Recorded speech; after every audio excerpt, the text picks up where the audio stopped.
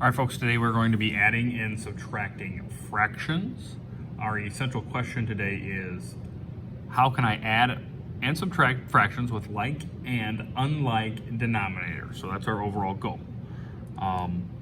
So we might as well just jump right into our addition and subtraction rules. Now we're gonna have a bunch of rules.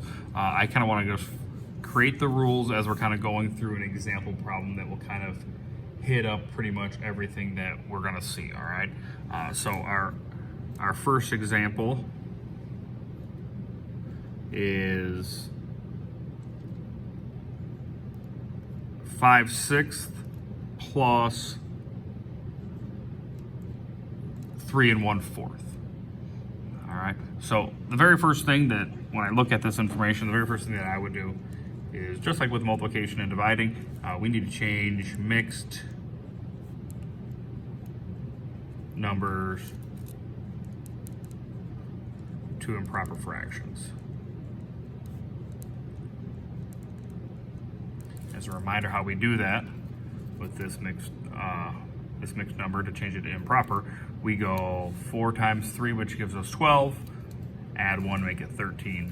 So it's 13 over 4, and 5/6 stays the same. And if there's a negative out there in front of that 3, we would ignore that until the end and just put it down there with the numerator. All right, so right now we have a problem where we do not have like denominators. Now, if we had like denominators, we'll probably skip these next couple of steps, but since we don't, our next step is for us to find the least common denominator, also known as the LCD, the smallest number that both 6 and 4 that they go into.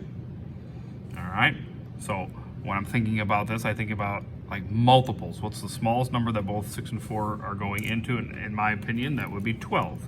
Obviously, you could always multiply the denominators, but that may not be the LCD. It just might be a common multiple. But 12 is the smallest number that both 6 and 4 go into. So I'm going to make changes here. All right. Now, I have to figure out, all right, 6 times what gives me 12? That's 2. So 6 times 2 gives me 12. So 4 times 3 gives me 12 here. So step 3 is, what I do to the bottom,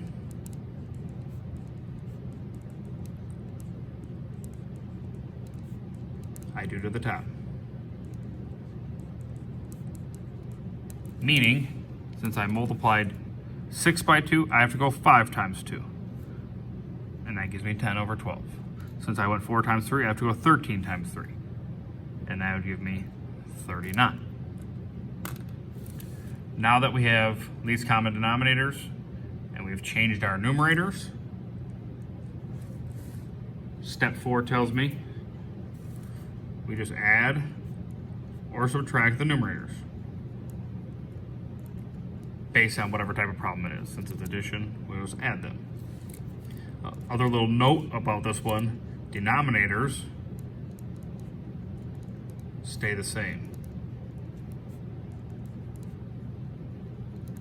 That does not change. Denominators do not change, they stay the same. So 10 plus 39 is 49. It stays over 12. Now, you might have to simplify. I might have common factors here,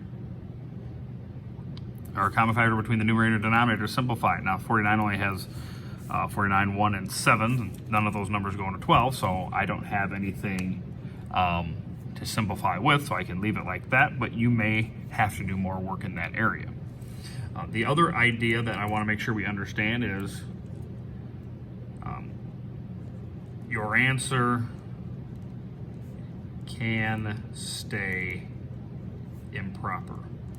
Now, if it's a word problem that you're working with and they're looking for something specific, a specific length of something, like a board you're adding two together, okay, then you might have to change that back to an improper fraction. But for how it is right now, you can leave it as is.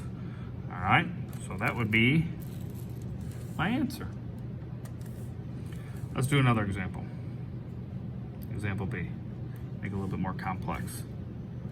5 4/7 minus 6 1/2. All right, so if I'm going to follow my rules here, we're going to change mixed numbers to improper fractions. So 7 times 5 is 35. 35 plus 4 is 39 over 7. Minus 2 times 6 is 12 plus 1 is 13 over 2. All right, so we're getting pretty large numbers here, but it is what it is. All right, now we have to find the LCD. Since our denominators aren't the same, we have to find that common denominator. So the smallest number there, or the least common multiple between 7 and 2 is 14. So I know that's what the new denominators have to be. 7 times 2 gives me 14. So what I do to the bottom, I got to do to the top. 39 times 2 is 78. 2 times 7 is 14, so 13 times 7 is 91. Okay? Now I just have an integer problem. I understand that the denominators are going to stay the same, so I know this will be 14. 79 minus 91 is going to give me negative 13. I cannot simplify that. My negative can go on top, on bottom, or out in front. I can't put a negative here and a negative down here, because if I had a negative over a negative, that would give me a positive, because remember, the fraction bar is just a fancy division sign. This cannot be simplified, so we'll leave it like that. And those are the steps I can follow for every single type of problem. Maybe I don't have to do all of them, but they're all there in case I need them. Your homework is assignment 007, so make sure you look there for more information on what needs to be done. Thank you.